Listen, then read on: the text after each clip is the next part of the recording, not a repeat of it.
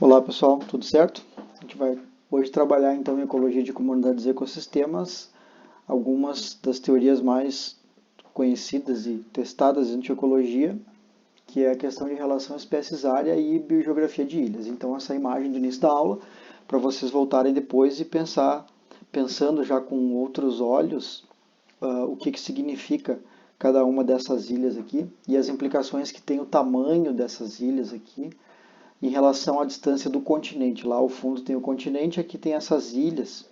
A gente tem que imaginar que a biodiversidade nessas ilhas veio de algum lugar, né? Veio do continente, porque as ilhas oceânicas surgem com eventos vulcânicos, né? E a colonização aqui e a taxa de extinção de organismos nessas ilhas é o que define a biodiversidade delas. A gente vai dar uma olhadinha nisso hoje, além de uma questão toda de dinâmica de comunidade está relacionada também. Então, a biogeografia de ilhas, antes de falar de biogeografia de ilhas, a gente tem que falar de uma das únicas leis em ecologia, que eu já comentei numa aula anterior, que é a relação espécies-área. Por que lei? Porque praticamente, ou na verdade todos os trabalhos que testaram essa relação até hoje, eles encontraram essa relação. Em ecologia ou em biologia de forma geral, isso é raro. A gente, dependendo do conjunto de dados, do que a gente trabalha, a gente refuta muitas hipóteses clássicas, teorias clássicas muitas vezes, porque os organismos são muito variáveis, né? A biodiversidade é muito variável, as comunidades ecológicas são muito variáveis. Porém, a questão de quanto maior a área, nesses quatro gráficos vocês observam que quanto maior a área do ambiente em questão, maior o número de espécies. Isso vale para plantas, isso vale para aves, para peixes e para morcegos. Aqui do livro de ecologia, livro-texto que vocês têm acesso online ali, que está na literatura, mostra aqui só para quatro organismos, né? E isso vale para muitos organismos que já foram testados em relação a isso. Basicamente, o que explica a relação espécies-área? Explica que quanto maior a quantidade de área eu tenho, mais espécies eu tenho, porque mais área significa mais oportunidades de nicho, mais heterogeneidade ambiental. Imaginem que em 1 hectare, aqui está em hectares a área, né, de planta para plantas, né? Em 1 hectare eu tenho determinados ambientes, determinada área com diferentes, por exemplo, condições de umidade, condições de pH, etc. Quando eu tenho 50 hectares, eu tenho uma amplitude muito maior dessa variação ambiental, então cabem, entre aspas, mais espécies numa área maior. Por esse motivo, basicamente. Tem outros motivos também. Tem um motivo puramente físico, né? Que quanto maior a área, mais indivíduos eu consigo colocar num lugar. Mas vejam que aqui não é indivíduos, aqui é espécie. Então a gente está falando de riqueza. Quanto maior a área, maior é a riqueza de espécies, o número de espécies, né?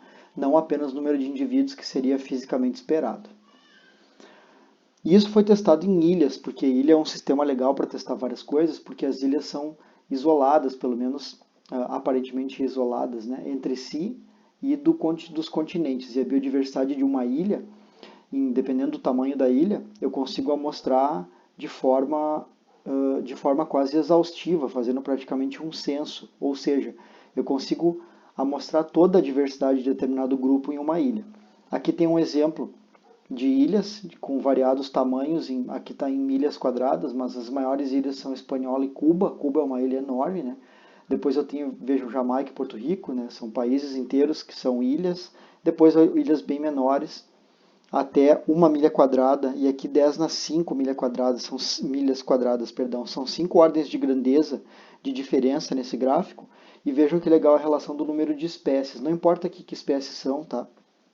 Importa que são espécies. E aí uma coisa importante, pessoal, para essa relação dar certo, eu tenho que amostrar, obviamente, o mesmo grupo taxonômico em todas as ilhas. Por exemplo, se isso aqui representar espécies de planta, não faz sentido eu ver aqui em Cuba quantas espécies de planta tem e plotar no mesmo gráfico lá em Porto Rico quantas espécies de morcego tem. Não, né? A gente vai comparar coisas comparáveis, né? Os mesmos grupos taxonômicos e tal.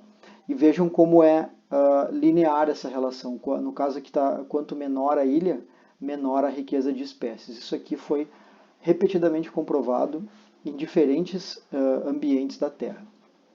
Mas a gente vai entrar em teoria da biogeografia de ilhas, que em parte explica ou se utiliza da ideia da relação espécies-área. A teoria foi elaborada por esses dois pesquisadores, o MacArthur e o Wilson. É uma teoria antiga, de 67, as publicações originais, e ela, basicamente, eu vou explicar para vocês aqui com a ideia de uma balança, onde os ecossistemas ou as ilhas, elas têm diferentes taxas de extinção, o tempo todo espécies são extintas por N motivos, e tem uma taxa de imigração, que vocês podem usar como sinônimo para vocês, mental, se for mais fácil, colonização, que é a imigração do continente para uma ilha. Ou entre ilhas também, mas a gente não vai adicionar esse complicador nesse momento na aula. Mas a ideia é que, dependendo de duas variáveis que a gente vai ver que são importantes em relação às ilhas, esses dois autores postularam que, dependendo de duas variáveis, eu tenho maior ou menor taxa de extinção e maior ou menor taxa de imigração ou de colonização. Como é que funciona isso? Quando eu tiver a imigração ou colonização mais pesada, vejam que a balancinha está para baixo, do que a minha taxa de extinção, vai acontecer uma coisa com a riqueza de espécies. Quando eu tenho a minha taxa de extinção mais pesada ou maior do que a minha taxa de imigração, vai acontecer outra coisa. Pensem no que vai acontecer. É bastante intuitivo, né? Quando eu tiver a imigração maior do que a extinção, eu vou ter mais espécies, né? Que eu vou receber, a minha ilha recebe mais espécies novas colonizam ou imigram para a minha ilha. E quando eu tiver uma taxa de extinção maior do que a de imigração ou de colonização, a minha riqueza de espécies vai reduzir, porque eu estou perdendo espécies mais rápido do que as espécies chegam na minha ilha. Isso é bem interessante, né? É uma coisa que para nós parece bem óbvia, mas que essa teoria toda é super importante em ecologia, exatamente por causa disso, porque ela comprovou com dados empíricos uma hipótese que parece óbvia, né? Mas que não era na época. Como é que é a questão, primeiro, começando pelo equilíbrio insular. A gente tem, sempre nesse eixo aqui, vai ser a taxa de extinção ou de imigração. No caso aqui é de imigração. E aqui riqueza de espécies, que vai de 0 espécies até N espécies aqui, que é a riqueza máxima da ilha, enfim. Eu tenho a minha curva de extinção e a minha curva de imigração. Lembrem que imigração pode ser colonização, um sinônimo. Quando eu tenho a taxa de extinção igual a de imigração, eu tenho nesse ponto aqui a minha riqueza com o termo S. S eu já comentei com vocês, é a notação usada em ecologia para riqueza, isso é universal. Isso aqui é o equilíbrio insular, é o ponto de equilíbrio insular, é quando eu não tenho perda nem ganho de espécies, aparentemente. Porque se eu ficar mostrando, por exemplo, uma dessas ilhas que eu tenho aqui nessa imagem, essa ilha maior aqui, imaginem que eu vou mostrar essa ilha durante 10 anos. Todo ano eu vou lá e eu vejo quantas espécies tem na ilha, se isso fosse possível de fazer. Em algumas ilhas é feito isso, tá? Aí eu vou ver que ao longo do tempo, o número de espécies é constante. Eu sempre tenho 38 espécies. Todos os anos que eu almocei eu tenho 38 espécies. Só que uma coisa muito importante, pessoal, essas 38 espécies aqui, elas podem não ser as mesmas, né? Porque eu tenho extinção e imigração. Cuidado com isso. Isso é um pega-ratão clássico, até de questão do Enem já caiu, do ENAD já caiu isso, que é a ideia de que a taxa de extinção e imigração é zero. Não é zero, ela é igual. Então, se eu perdi 10 espécies, quer dizer que eu ganhei 10 espécies também novas e a minha riqueza é a mesma. Mas a riqueza, lembrem, é só um número. Se eu for analisar a composição, vai ter alguma diferença. E aqui onde está escrito taxa, taxa a gente pode interpretar como probabilidade também. Tá? Probabilidade de extinção ou de imigração. Então, o equilíbrio insular é isso. É quando a minha taxa de extinção e a minha taxa de imigração são equivalentes. Aí eu não tenho nem perda, nem ganho de espécies em termos numéricos globais, né? Na minha ilha, é o equilíbrio insular. E agora a gente vai ver o efeito do tamanho da ilha. Então, o tamanho da ilha afeta a taxa de extinção. Então, eu tenho aqui uma ilha pequena e aqui eu tenho uma ilha grande, certo? Então, imaginem assim, essa taxa aqui é maior, né, do que essa taxa aqui que está aqui embaixo. Eu tenho duas taxas aqui de extinção. Então, o que a gente tem que saber é onde que tem a maior taxa de extinção, na ilha pequena ou na ilha grande? A ideia é que quanto menor a ilha, maior, mais para cima aqui, né, na direção da nossa probabilidade aqui, ou taxa de extinção, quanto menor a ilha, maior a minha taxa de extinção. Por quê? Porque uma ilha pequena está mais sujeita, por exemplo, tem várias variáveis, tá, pessoal, que explicam isso, mas eu vou dizer só uma. A eventos estocásticos, por exemplo. Isso aqui é uma ilha tropical que passa um tornado por aqui. Então, quando o meu tornado passa aqui, se ele passar por cima dessa ilha aqui, ele pode dizimar tudo que tem nessa ilha aqui quando ele passa aqui.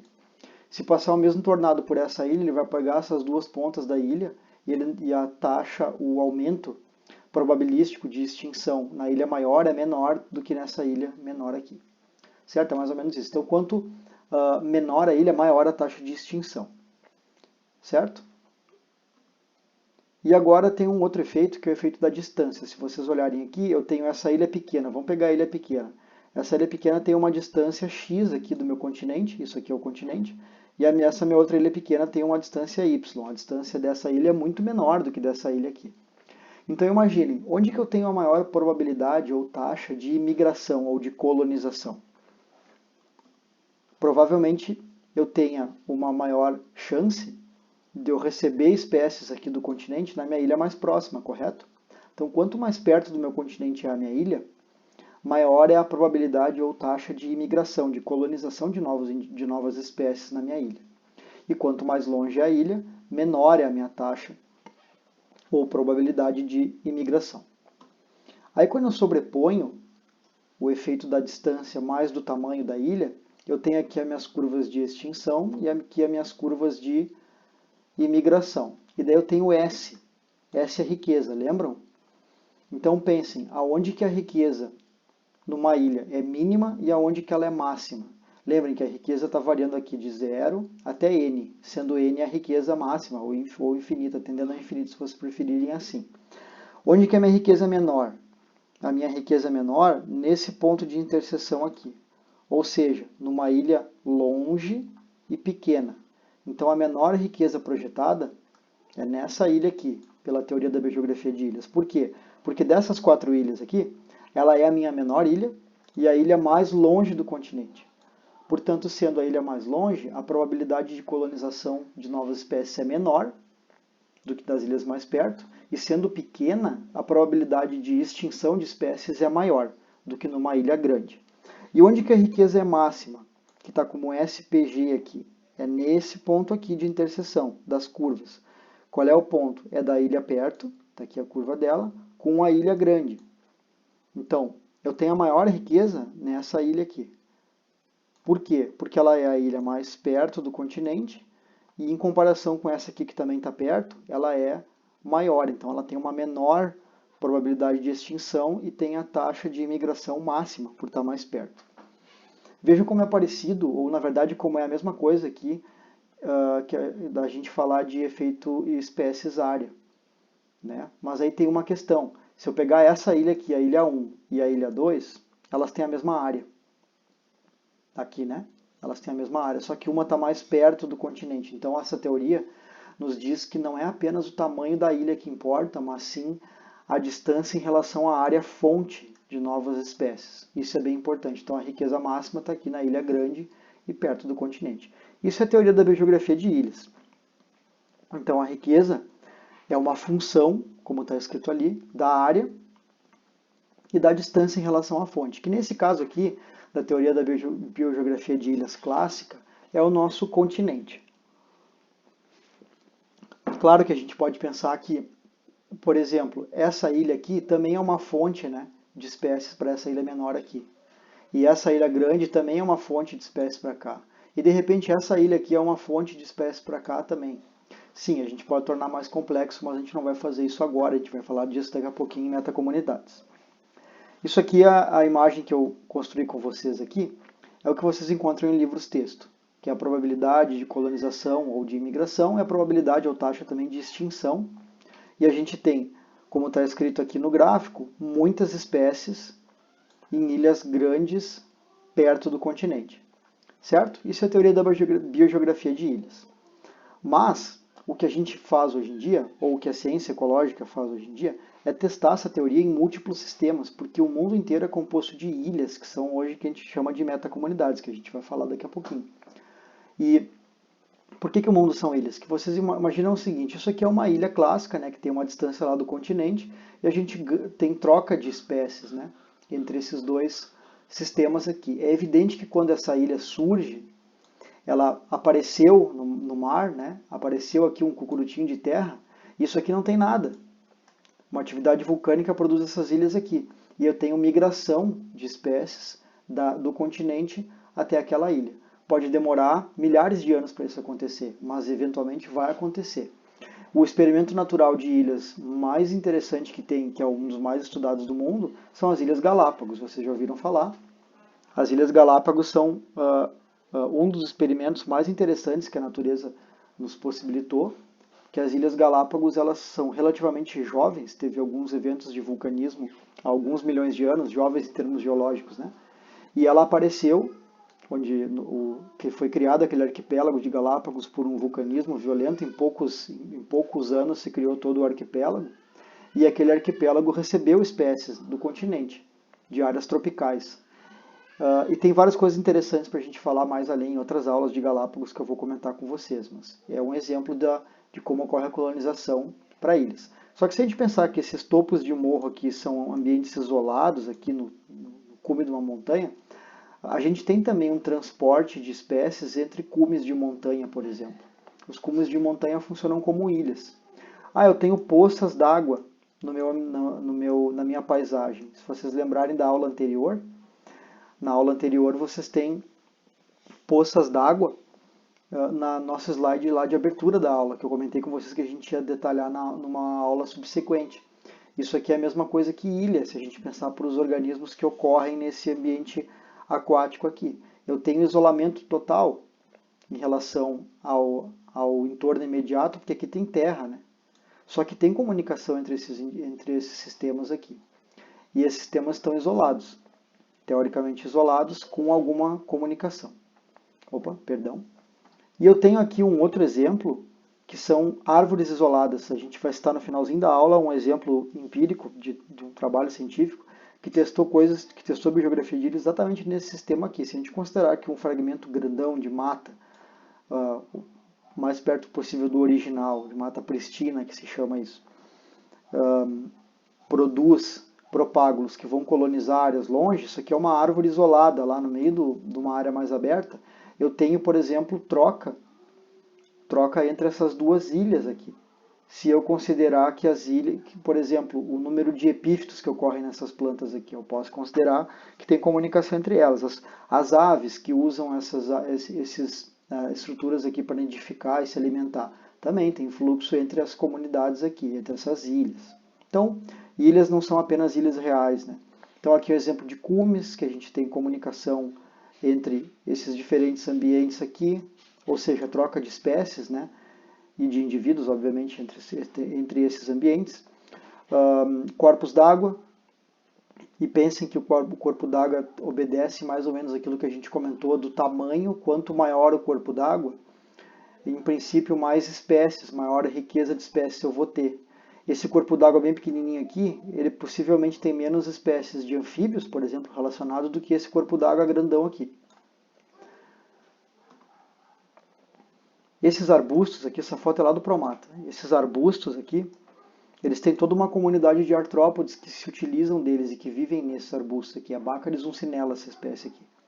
Então, entre esses arbustos eu tenho troca de indivíduos, troca de espécies também. Então é um sistema que pode ser estudado com a ideia de biogeografia de ilhas.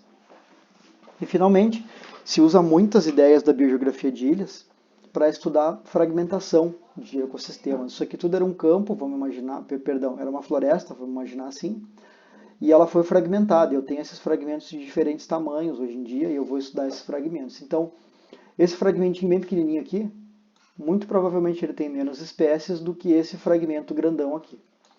E daí vocês podem se perguntar, tá, mas onde é que está o continente nesse caso aí? Bom, aí realmente é um problema porque se a gente não tiver uma área fonte contínua, a gente até tem aqui uma floresta que parece ser mais contínua nesse lado aqui, mas a ideia é que o que influencia a riqueza de espécies de uma ilha dessas aqui, ou de qualquer uma das outras que eu comentei antes, não é necessariamente a ideia de fonte, de área fonte única como um continente, mas sim a distância de cada fragmento desse aqui para os outros fragmentos. Por exemplo, esse fragmento aqui, o fragmento 1, Se a gente comparar ele com o fragmento 2, o fragmento 2, se vocês concordarem comigo, é muito mais isolado do que o fragmento 1. O fragmento 1 está muito mais próximo de várias áreas de fragmentos, de outros fragmentos, né? Já o fragmento 2, ele está com uma distância bem grande de vários fragmentos, não tem ninguém perto dele, tem um rio aqui, aparentemente, que é uma barreira também. Então esse fragmento é mais isolado. Então, ao invés de usar a distância da área-fonte, trabalhos como, que, por exemplo, queiram saber o efeito da fragmentação na riqueza de espécies aqui, de plantas, vamos dizer, eles trabalham com essa ideia de isolamento. Isolamento em relação a áreas-fontes em potencial, áreas-fonte em potencial. Não necessariamente é um continente, é o equivalente de um continente da biogeografia de ilhas clássica que a gente viu antes ali. E essa imagem aqui nos leva à ideia de partição da diversidade no espaço, que é uma derivação da biogeografia de ilhas, basicamente isso, que produziu uma teoria que é uma teoria de metacomunidades, que são comunidades conectadas no espaço e no tempo, mas aqui no nosso caso a gente vai falar mais do espaço hoje. Se cada fragmento desse aqui, de plantas, é uma comunidade que tem fluxo gênico com as demais comunidades, vocês vão concordar comigo que se eu trabalhar com plantas, por exemplo, que eu tenho dispersão aqui, tranquilamente, dispersão de plantas entre essas diferentes comunidades aqui. E se eu trabalhar com aves, por exemplo, que habitam esses fragmentos, é a mesma coisa. Muito provavelmente eu tenho um fluxo, né, de espécies, de indivíduos de aves aqui entre fragmentos. Então, qualquer descritor da biodiversidade que eu trabalhar, eu vou ter o descritor da biodiversidade aqui em cada fragmento. Então, por exemplo, imaginem riqueza de espécies de plantas. Eu vou lá e avalio qual é a riqueza de espécies de plantas, a diversidade de espécies de plantas. Vocês já aprenderam a calcular a diversidade de Shannon ou com o índice de Simpson. A gente calcula a diversidade para o fragmento 1, fragmento 2, fragmento 3, fragmento 4, bem legal. Só que tem uma coisa que tem em ecologia de comunidades hoje em dia cada vez maior, a ideia é calcular a diversidade entre fragmentos, ou entre essas comunidades aqui. Eu marquei 6 comunidades, as 6 maiores aqui. Eu tenho uma diversidade para cada comunidade dessas. Só que além da diversidade para cada comunidade dessas, eu tenho a diferença de diversidade entre duas comunidades, que é tão importante quanto a diversidade de cada comunidadezinha. E eu tenho, se essas comunidades são todas conectadas entre si, eu tenho aqui, eu circulei todas as comunidades que eu consegui ver aqui. Claro, tem mais lá, mas vamos considerar essas aqui. Tem uma diversidade global também, né? Eu tenho uma diversidade de todas essas comunidades em conjunto. E eu tenho a diversidade individual de cada uma delas, e eu tenho a diferença de diversidade entre elas. Esses são os 3 níveis que a gente pode particionar a diversidade no espaço, que são os níveis alfa, beta e gama, que a gente vai ver agora como um exemplo. Então eu tenho 3 comunidades ali, a gente já viu isso. A minha diversidade em cada comunidade dessas é a diversidade alfa. Vocês poderiam pegar, com o conhecimento que vocês já têm até o momento da disciplina, cada uma dessas comunidades aqui e calcular o PI de cada espécie que tem aqui, e a partir do PI de cada espécie calcular o índice de diversidade de Simpson, por exemplo, ou de Shannon, para cada comunidade, certo? Isso seria a diversidade alfa. A diversidade gama é a diversidade da minha comunidade inteira, da minha comunidade completa, digamos assim, ou melhor, da minha metacomunidade, que são essas comunidades aí conectadas entre si. E aí falta uma coisa, que é a diferença entre elas, que é chamada de beta-diversidade.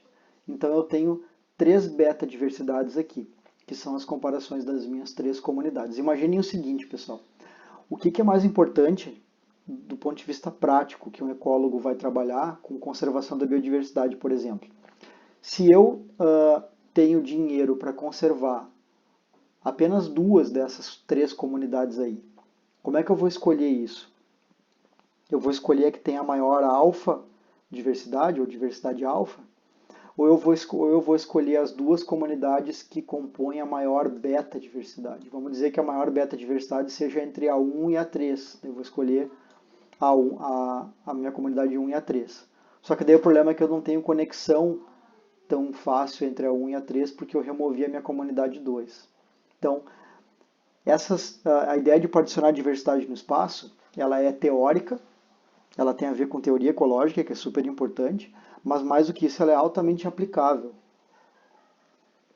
E hoje em dia se prioriza muito a questão de beta-diversidade em tomada de decisão para questão de conservação, porque a diferença de diversidade no espaço, a variação da diversidade entre comunidades, ou seja, a diversidade beta, parece ser mais relevante muitas vezes do que a gente preservar um lugar só com uma diversidade alfa maior do que os demais. Essa teoria de metacomunidades é simplesmente isso.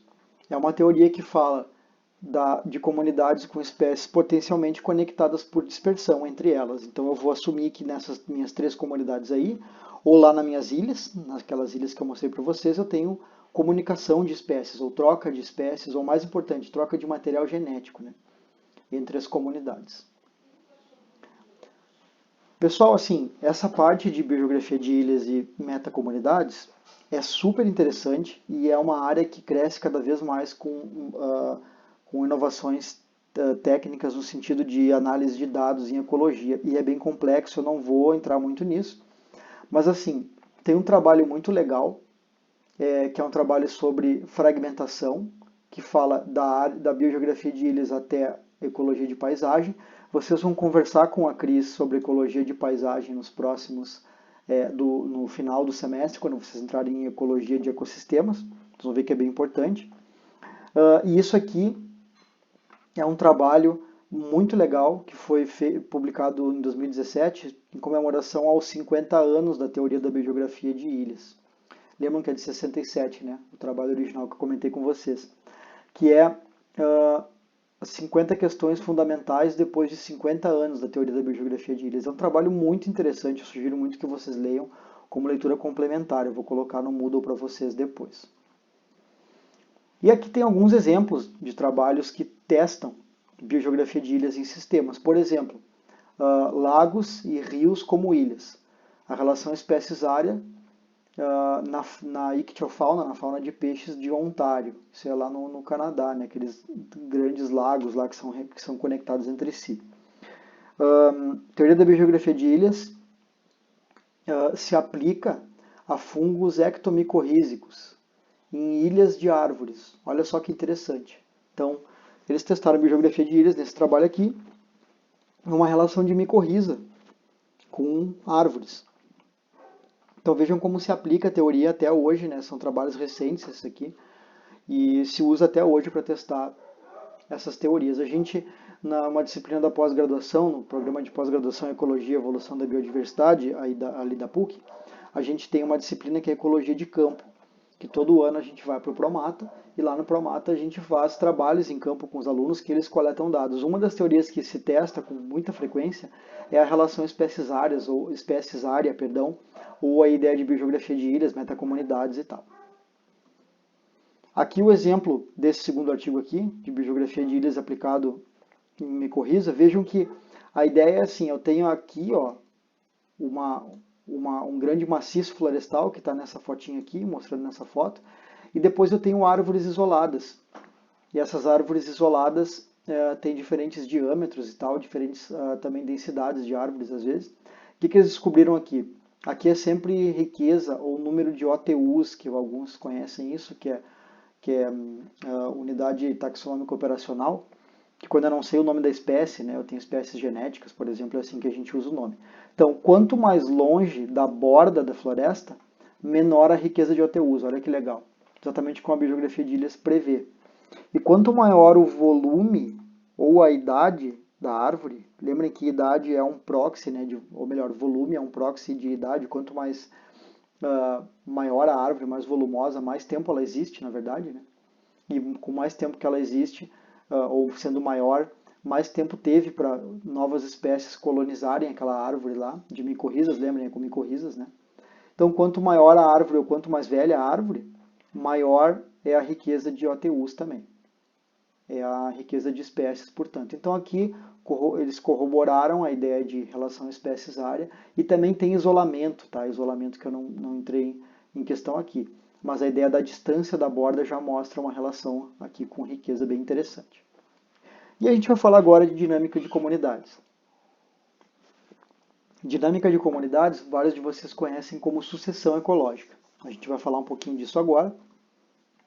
Eu vou falar muito brevemente agora sobre as discussões sobre o conceito de comunidade, que na verdade eram sobre a questão de sucessão ecológica que ocorreram na primeira metade do século XX entre dois pesquisadores, que eu vou falar deles bem rapidamente agora, porque eles definiram nas discussões deles e junto com o que veio depois, em cima do que eles trabalharam sobre ecologia de comunidades, o que é uma comunidade, basicamente é isso, e diferentes leituras das comunidades, o que é bem interessante. Esse cara é o Clements, ele é um pioneiro de estudos de sucessão ecológica, com um trabalho chamado de Sucessão, inclusive, lá de 1916, e ele tem uma visão das comunidades como superorganismos, ou seja, são entidades que são discretas, eu consigo ver elas na natureza de forma discreta, e elas têm uma auto-organização, e elas são constituídas por espécies que são mutuamente interdependentes.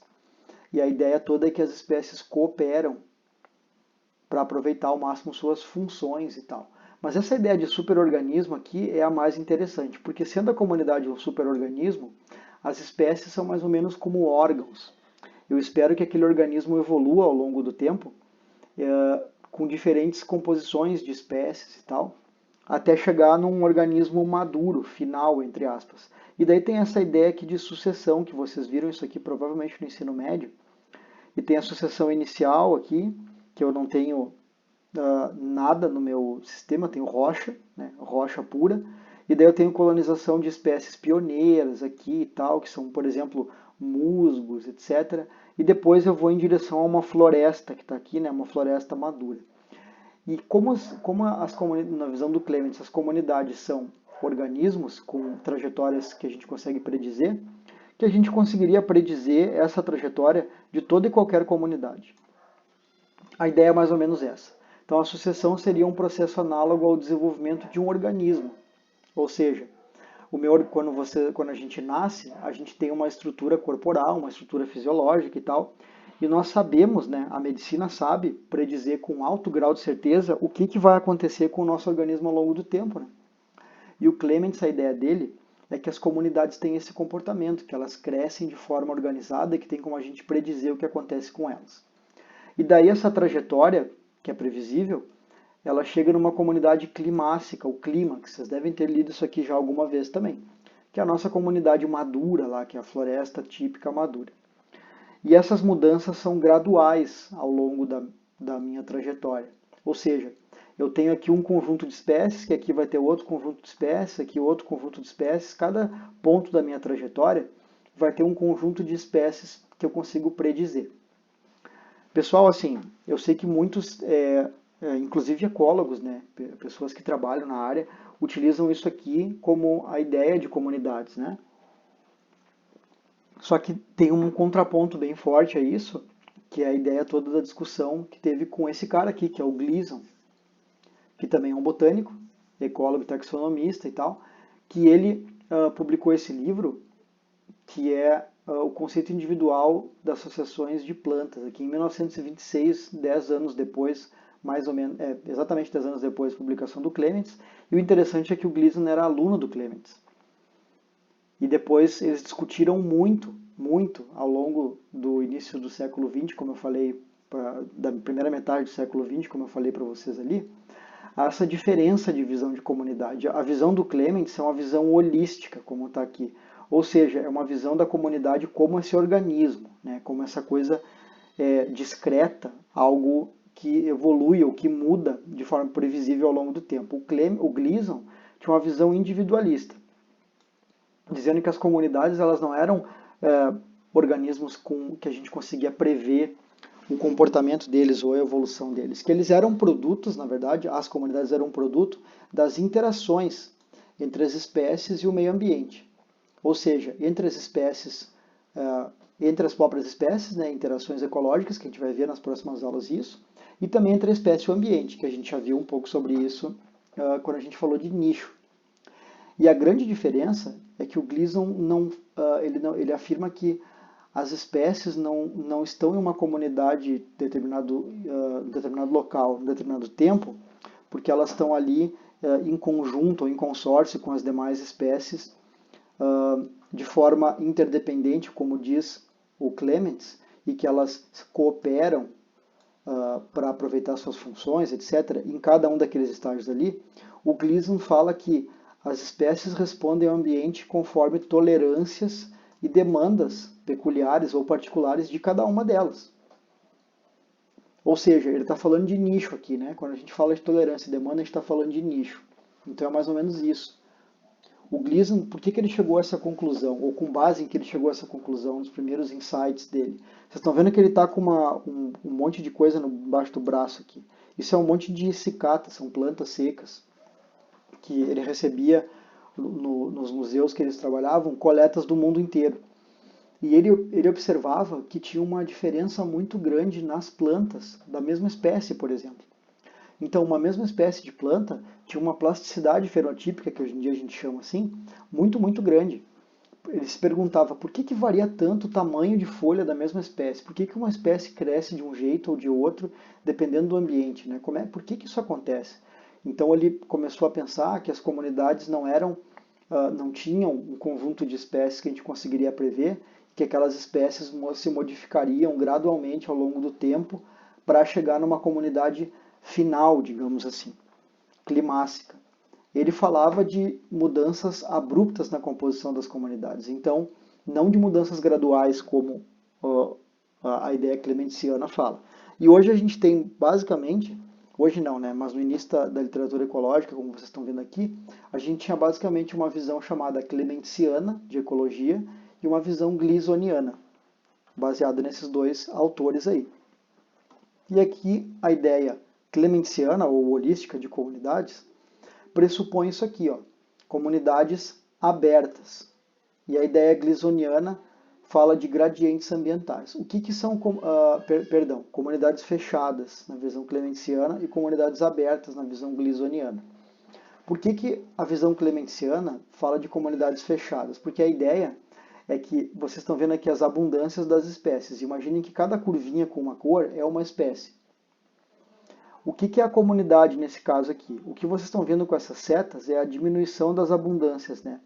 Então vejam que eu tenho aqui uma comunidade, ó. Eu consigo ver que isso aqui é uma comunidade e isso aqui é outra comunidade, ó. Estão vendo? Porque eu tenho os picos de abundância das espécies na comunidade. Então, por exemplo, essa comunidade aqui comporta 1, 2, 3, 4 espécies, que são diferentes das comunidades que tem aqui. Nessa comunidade aqui, que tem 1, 2, 3 espécies, que é diferente dessa outra comunidade que está aqui nesse lado aqui, ó, que tem 1, 2, 3. Então eu consigo ver no espaço, que nem está nesse gráfico aqui, as diferentes comunidades. E a minha quarta comunidade está para cá, né, do gráfico aqui. E esse ponto onde eu tenho redução das abundâncias, mas se vocês olharem bem, eu tenho coexistência de espécies dessa comunidade com espécies dessa comunidade, nesse pontinho aqui, o Clements concebia esse ponto como ecótonos, que é um termo que a gente vai ver agora, e esses ecótonos são pontos de transição entre comunidades que representam a riqueza máxima, porque é onde tem mais espécies, que tem as espécies mais generalistas, que ocorrem tanto numa comunidade quanto na outra, além de espécies típicas desse lugar aqui, que o Clements não previa. E que daí é por isso que não tem um certo e errado. Não existem comunidades fechadas e a gente vai botar um X em comunidades abertas, que é a visão gleasoniana. As comunidades são explicadas por essas duas visões aqui, de forma simultânea. Isso que é importante que vocês entendam. Isso aqui é do Wycliffe, né, de um outro livro que vocês também têm na literatura de vocês lá. As comunidades abertas gleasonianas falam desses gradientes ambientais e não de uma mudança de composição nesse local aqui, por exemplo. Vejam que as espécies ocorrem por tudo. Eu não encontro um ecótono na visão gleasoniana. Eu encontro as espécies onde elas conseguem se estabelecer ao longo desse gradiente ambiental. Então, aqui nesse pontinho aqui, onde eu teria só espécies das duas comunidades que ocorrem de forma simultânea, eu posso ter, pela visão gleasoniana, espécies que só ocorrem aqui. Certo? Porque elas são especializadas, digamos assim, ou elas têm, como vocês viram aqui, elas têm tolerâncias e demandas que elas só encontram naquela região de ecótono ali. Isso é a visão gleasoniana e a gente não vê ecótonos na visão gleasoniana. O que também não está totalmente certo, né? A gente sabe que existem ecótonos realmente. Então, ali a ideia de ecótono. O que é um ecótono? É uma zona de transição entre dois sistemas ecológicos distintos. Então, os ecótonos não são linhas, isso é muito importante, são regiões inteiras que têm características ecológicas bem peculiares. Por exemplo, nesses gradientes de altitude, a gente tem florestas temperadas perto dos rios, nas baixas altitudes, taigas, que é um sistema florestal mais seco e frio nas altitudes intermediárias, tundra nas regiões mais altas ainda, e na região polar eu tenho lá quase ausência de vida, né? Organismos super especialistas e tal. Então, o que é um ecótono? Um ecótono, se eu faço uma trilha caminhando daqui do rio lá para cima, o que eu vou enxergar? Eu não vou enxergar de repente numa linha que tem como se fosse um jardim, que a partir desse ponto eu tenho outras espécies. Não, o ecótono é toda essa zona aqui, ó, de contato entre, nesse caso aqui, floresta temperada e taiga, que ao longo dessa partezinha aqui do gradiente, quando eu estou subindo a montanha, eu vou enxergar substituição de espécies graduais entre essas espécies temperadas e as espécies de taiga.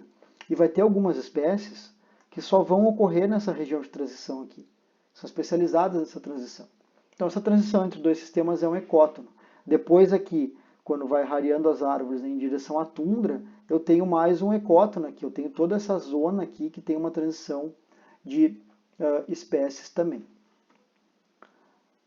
As publicações do Clements e do Gleason, eu não vou ler com vocês, que são trabalhos antigos, e eles tinham uma estrutura bem mais complicada do que tem hoje, trabalhos enormes, né? Mas eu só estou colocando aqui porque é interessante que vocês saibam que eles discutiam muito na época, muito, esses dois autores. Os debates eram super acalorados e tal, em congressos e simpósios, encontros de cientistas, e eles tinham visões diametralmente opostas do que era uma comunidade, pelo menos para eles. Hoje a gente sabe que a teoria toda de comunidades ou de metacomunidades é baseada muito no que eles fizeram e nas discussões deles, que contribuíram muito para a ciência. Eu só vou usar esse ponto para dizer para vocês que é fundamental que tenha discussão em ciência. E é para isso que, ou é baseada nisso, né, que a ciência existe e evolui, com base em contrapontos, né, e não apenas em concordar com o que a literatura nos diz. Isso é uma lição bem importante que a gente tira dessas discussões aqui, da teoria de comunidades e sucessão dessa época aí. E tem esse trabalho interessante que é Desde Clements, o título do trabalho, da sucessão à dinâmica da vegetação. O termo moderno, pessoal, para a gente falar de como as comunidades mudam no espaço e no tempo, é dinâmica. A gente usa cada vez menos a ideia de sucessão, porque sucessão é um termo altamente clementsiano, que pressupõe que as comunidades todas têm uma trajetória que a gente consegue predizer numa direção de uma comunidade climática. Isso raramente é verdade, e a gente sabe hoje em dia que em florestas, por exemplo, a trajetória não é nada linear do que a gente pensa que seria, e a gente chama mais de dinâmica do que de sucessão. E aqui um exemplo de ecótono que vocês conhecem bem, a região do Promata, lá dos Campos São da Serra. Eu tenho áreas campestres e áreas florestais. Então, o que é o ecótono aqui? O ecótono, tudo que vocês estão vendo aqui é um ecótono, é um grande ecótono. É uma região de transição entre o campo e a floresta. Então, essa barreira toda aqui, ó, essa região, por exemplo, esse plot que eu desenhei aqui, é uma região onde eu tenho espécies campestres que ocorrem aqui e espécies florestais que ocorrem aqui.